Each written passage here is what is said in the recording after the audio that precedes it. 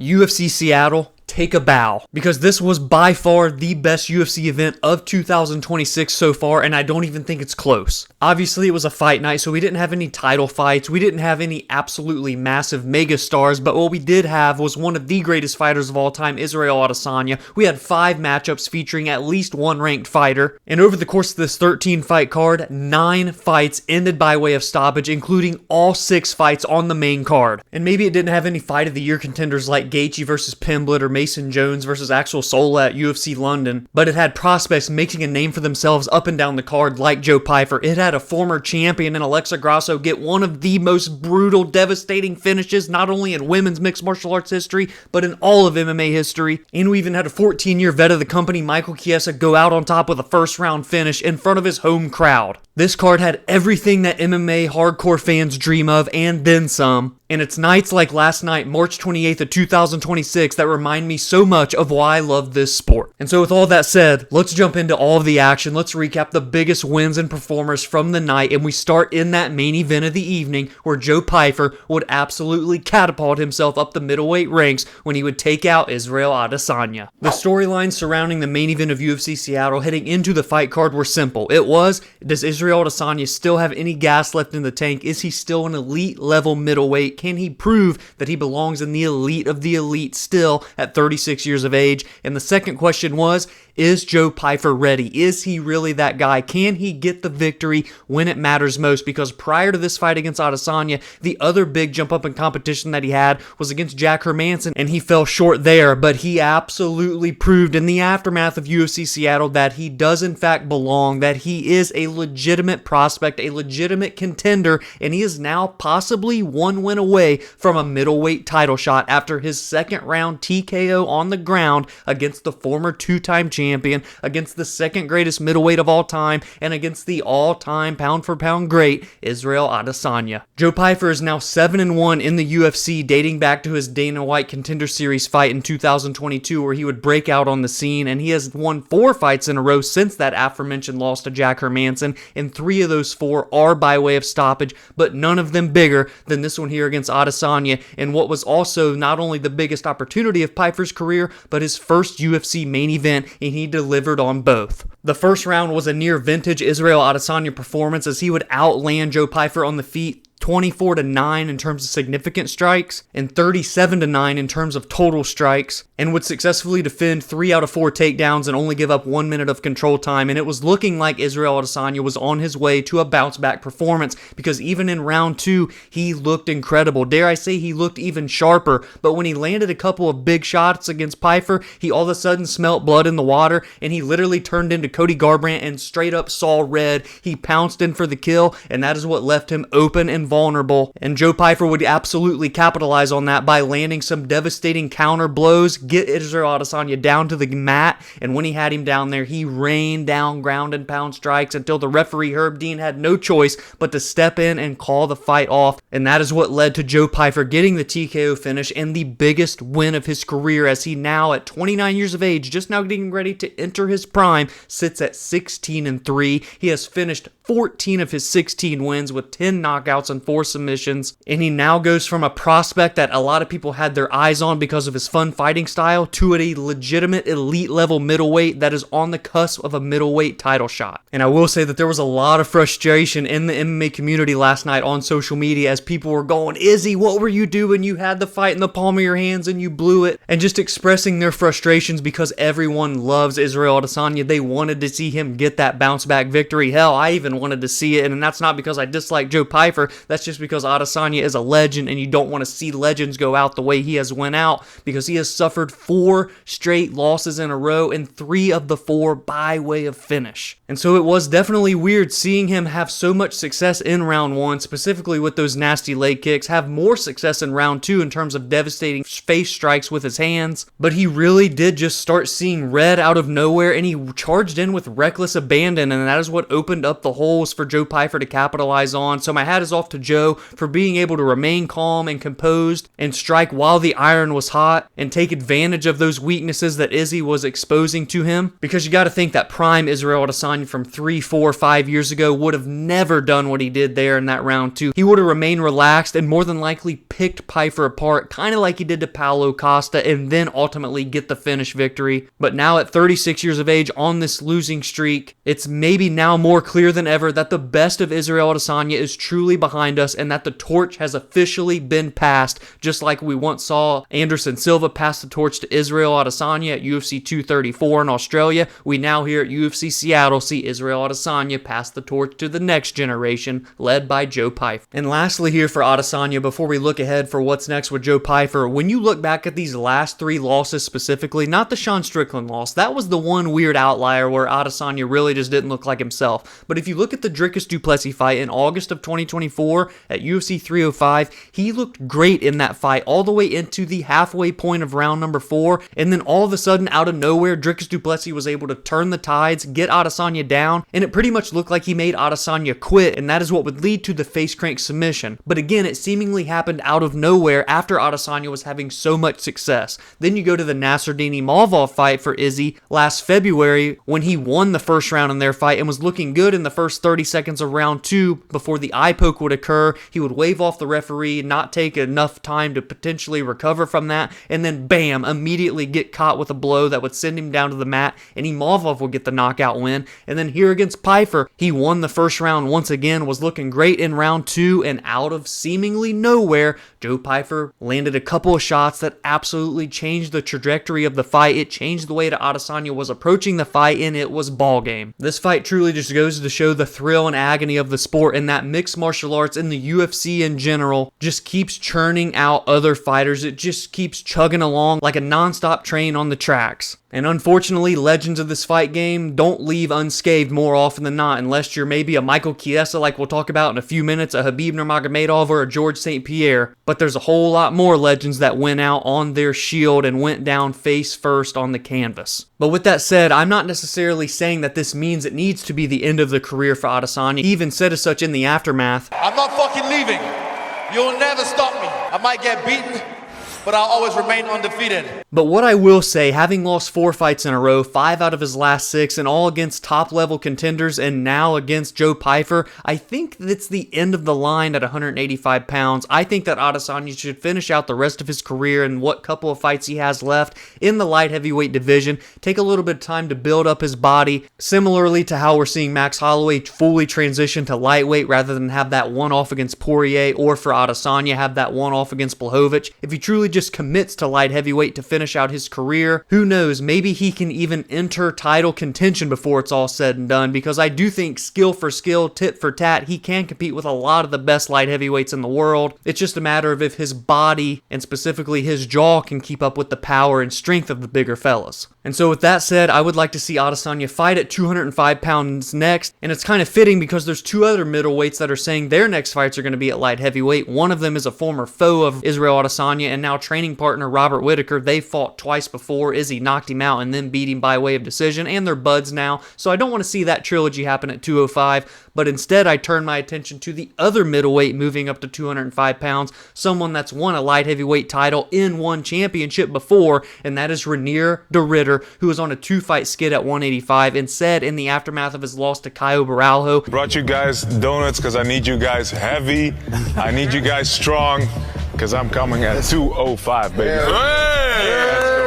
Why not have those 2 fight? Israel Adesanya, Reinier de Ridder. The UFC wanted that fight to happen in 2025 and it didn't come to fruition, so let's have it happen in 2026 in a new weight class for both fighters, both guys that are down on their luck right now, in need of a bounce back victory. And it is a very contrasting stylistic fight, with Israel Adesanya being a great kickboxer and Reinier de Ridder being a great grappler and jiu-jitsu practitioner. That fight checks all the boxes for me, and it truly makes sense if we look at the state of both of their careers. Israel Adesanya, Reinier de Ridder, not at 185, but at light heavyweight 205 pounds next. And for Joe Pyfer, I actually think it's pretty simple to matchmake for him because come Tuesday morning, he's going to be in the top 5, potentially even at that number 4 spot in the world. And with Khamzat Chimaev booked for his first title defense against Sean Strickland, those two can be ruled out. More than likely, Dricus du Plessis is going to be taking on Nassourdine Imavov in a title eliminator matchup, even though it hasn't been confirmed. It's likely going to take place in the summer, maybe at International Fight Week. So that takes those 2 fighters out. That's 4. So the only guy left, because Israel Adesanya just lost to Pyfer,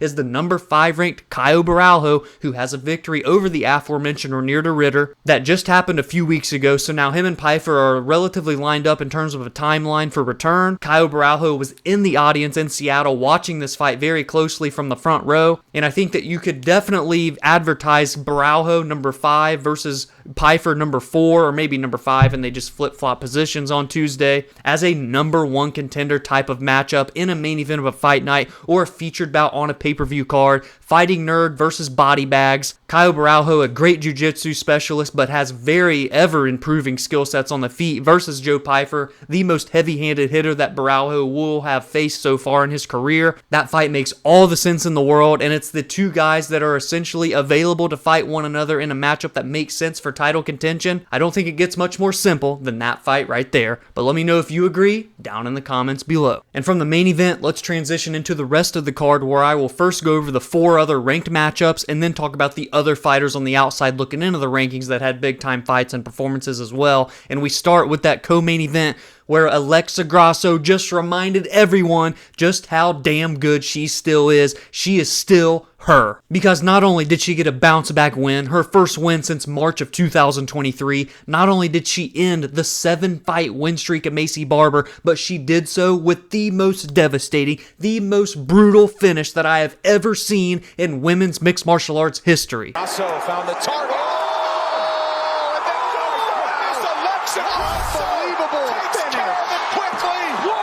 Because not only was it one of the cleanest knockouts you'll ever see in women's MMA, but it was also one of the cleanest submissions you'll ever see in women's MMA. And also, for any bettors out there that placed a wager on Alexa Grasso to win by submission, I'm pouring one out for you today, don't worry. This truly was a y'all must have forgot type of moment and performance for Alexa Grasso, who is still only 32. She is still in her prime. Yes, she was faltering. Yes, she was on a skid, losing to Valentina Shevchenko, before that having the draw to Valentina and losing to Natalia Silva, who is the next number 1 contender. But look at those names. It's Valentina Shevchenko, the 2nd greatest women's fighter of all time, and it's Natalia Silva, someone who I have held in very high regard since her debut in the UFC, and someone as I view as a future flyweight world champion, maybe sooner rather than later even. And so technically for Grasso, this was a step back, but it was against a dangerous fighter in Maycee Barber, who was on a 7-fight win streak, who was 5 years younger than her at 27 and had all the momentum behind her, was finally healthy from a mental and physical perspective, and was even near a minus 200 favorite heading into the bout, and Alexa Grasso shut that shit down. The fight did last 2 minutes and 42 seconds, and so the action that we did see was all in the stand-up striking realm, and Alexa looked very sharp. She looked very crisp, very composed, and obviously has more power than maybe we've ever seen her have before, because the shot she landed over Maycee would have put any woman in this flyweight division down. Hell, it may have put down a few bantamweights. And given the current state of the women's flyweight division, this was a massive win for Grasso, because had she lost here to Barber, it would have been her 3rd consecutive loss, and she would have definitely slid down the totem pole at flyweight because of all the contenders that are on fire right now, including Manon Fior, including Erin Blanchfield, and including Natalia Silva. And honestly, no matter who the winner would have been at UFC Seattle, whether that be Alexa Grasso or whether it had been Maycee Barber, what would have been next for them was a little bit of a toss-up. I think more so for Barber, if she would have beat Grasso, she would have been next in line after Natalia Silva for a title and wouldn't have had to fight again,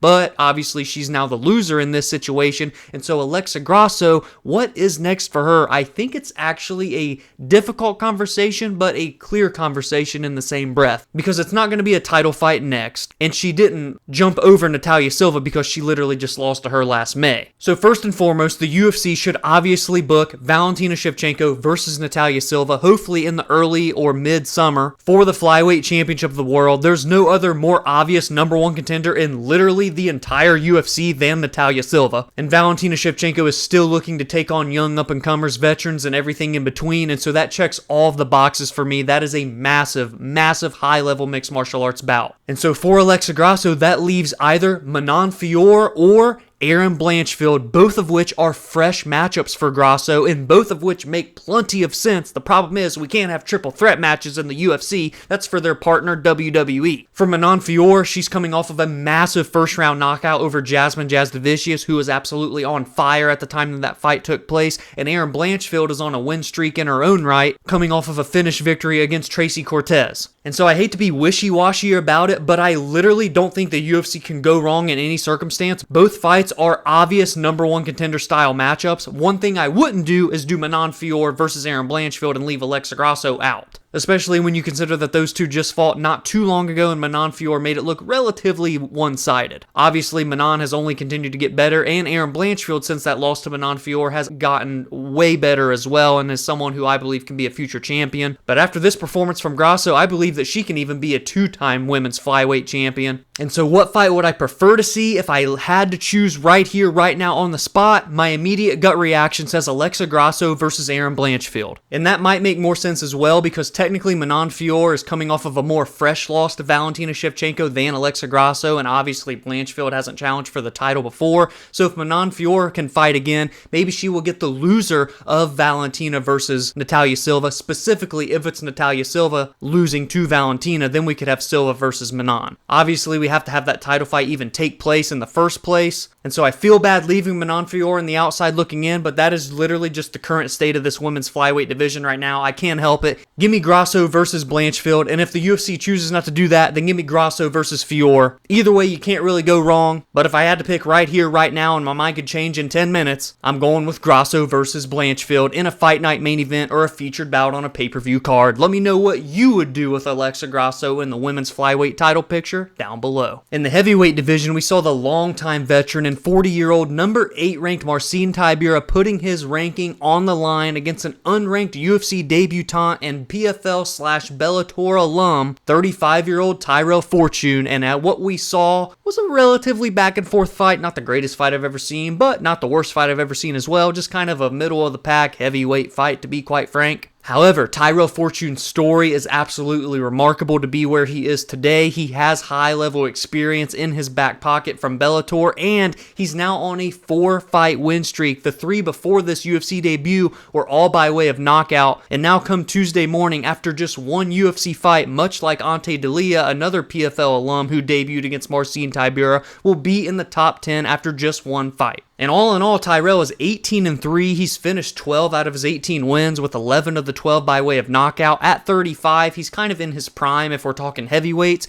and so I do believe he is a fun addition to the heavyweight division. I'm not exactly sure how high his ceiling is, but I'm down to clown and find out. So I say we throw him in there against the number 6 ranked Polar Bear Sergey Spivak, who is coming off of a victory over that aforementioned PFL alum Ante Delia just a couple of weeks ago at UFC Houston, and we let those two battle it out to climb their way higher toward the top 5 of the heavyweight division. Now we head back to the women's flyweight division with one of my favorite female fighters over the last 5 years, and she is absolutely back and better than ever, and that is the king, the queen, and everything in between. Yes, I just made myself cringe, but I'm going with it. And that is Casey O'Neill out of Scotland, representing Australia and now Bang Muay Thai in Thailand, who got an absolutely vicious knockout win over Gabriela Fernandez, the biggest performance and victory of her UFC career to date. And it came off the heels of a near year-and-a-half-long hiatus that saw her plagued by injuries. Doctors were telling her she may even never be able to fight again, and she proved all of the doubters wrong,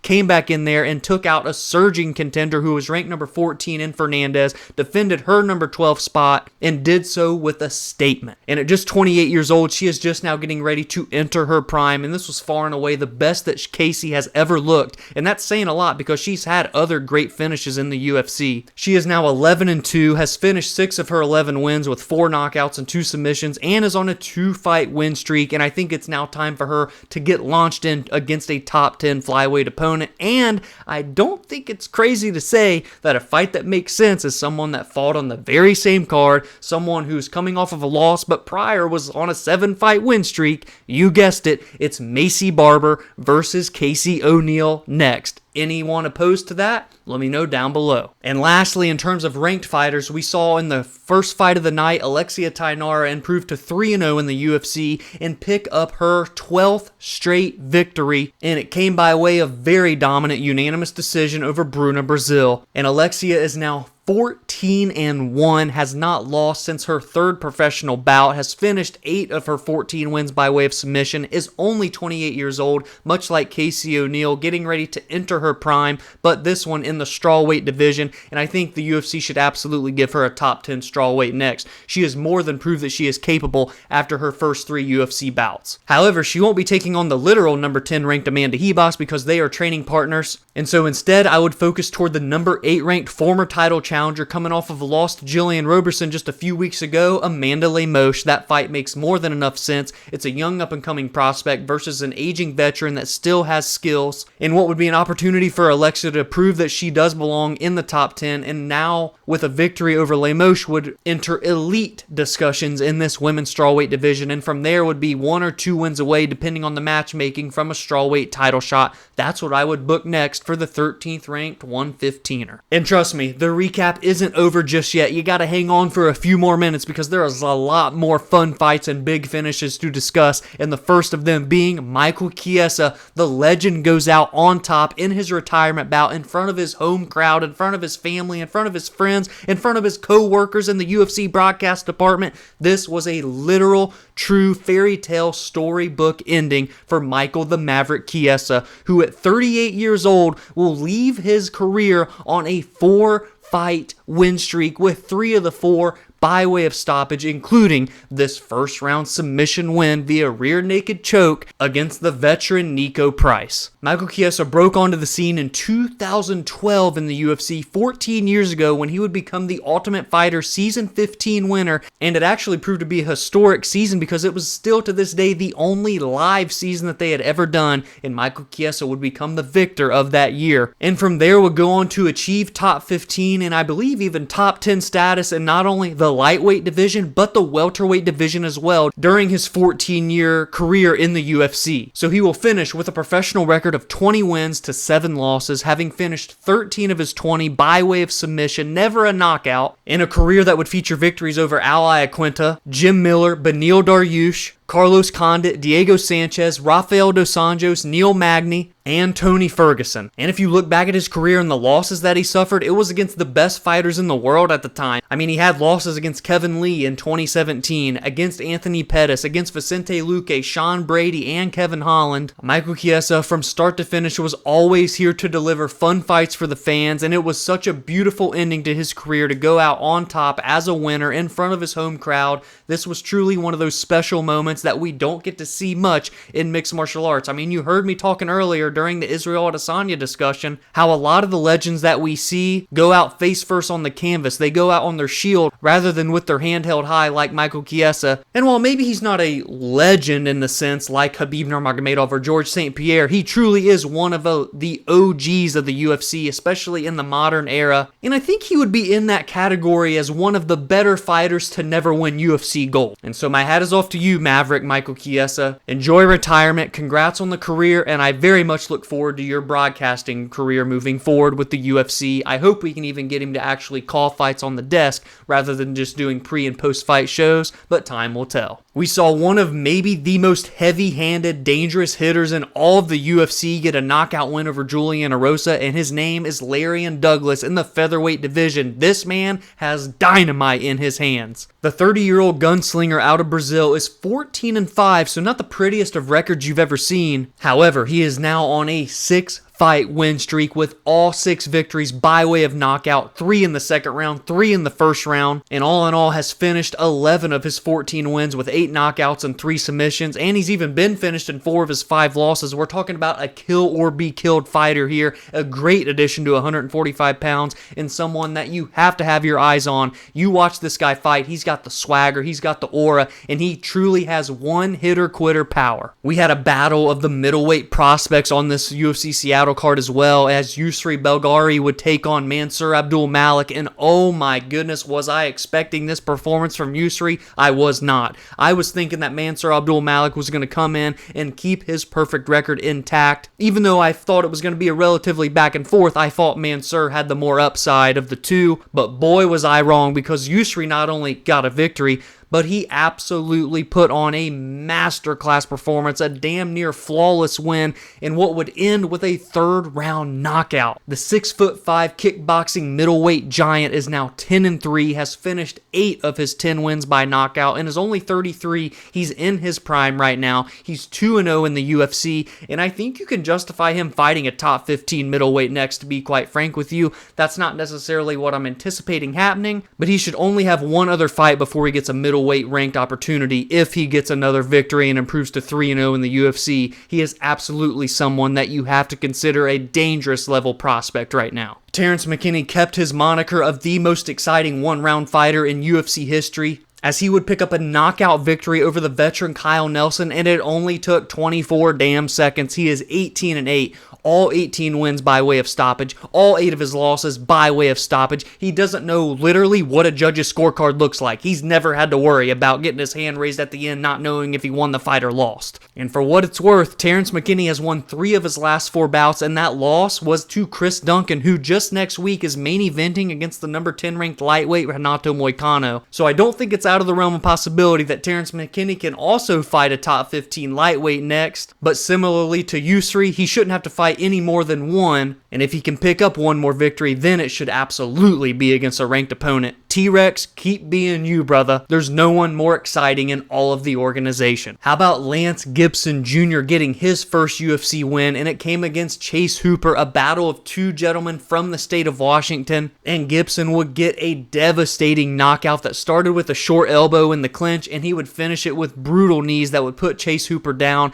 And now at 31 years of age, Lance Gibson is 10-2, has finished 8 of his 10 victories with 5 knockouts and 3 submissions. Very well spoken, very humble, very respectful, and has a little bit of a chip on his shoulder, dare I say, as he fought and clawed his way to get into the UFC. He was given a short notice opportunity in December against Bobby Green, where he would fall short via a very close split decision, but now he makes good on his first legitimate fight with a fight camp with a knockout victory in the first round. This is someone that I really want to get behind. He instantly became one of my favorite fighters in the UFC with how great his post-fight speech was. You gotta love this guy. His father is an OG from the way back in the day UFC fights, and so he's a second-generation fighter looking to make a name for himself in the UFC lightweight division, and I think he's well on his way after this performance in UFC Seattle. And last but not least, Navajo Sterling finally did it. He finally got that star-making, emphatic finish that we were looking for, and it would come by way of second round knockout against Bruno Lopez. And now the 28-year-old is 9-0, a perfect record. He's 4-0 in the UFC, and he needs to be fighting a top 15 light heavyweight next. It's not even up for debate now after this performance and after this finish. And so I say we throw him in there with someone who is a kill or be killed style of fighter, who has been in the top 15 for damn near a decade, it feels like at this point. The number 13 ranked Nikita Krylov, a fight that would be a hard test for Navajo, but if he can come in and get another finish, he's well on his way toward the top 10 and on his way to entering the light heavyweight elite, because this is one of the thinner divisions in all of the UFC, and it is in desperate need of prospects to be making names for themselves, and that is exactly what Sterling was doing already in his first 3 UFC bouts. But now that we know he can get that big finish, he's well on his way if he continues to pick up victories. By the time 2027 rolls around, he could legitimately be in title talks of 205 pounds. So that is it for this absolutely fantastic UFC Seattle card. That's my recap. Those are my thoughts and my takeaways and what I think should be next for the winners and losers of this card. And now we turn it over to you, and I want to hear from you down in the comments below. What were your favorite moments and fights from this card? What do you think is next for the winners and losers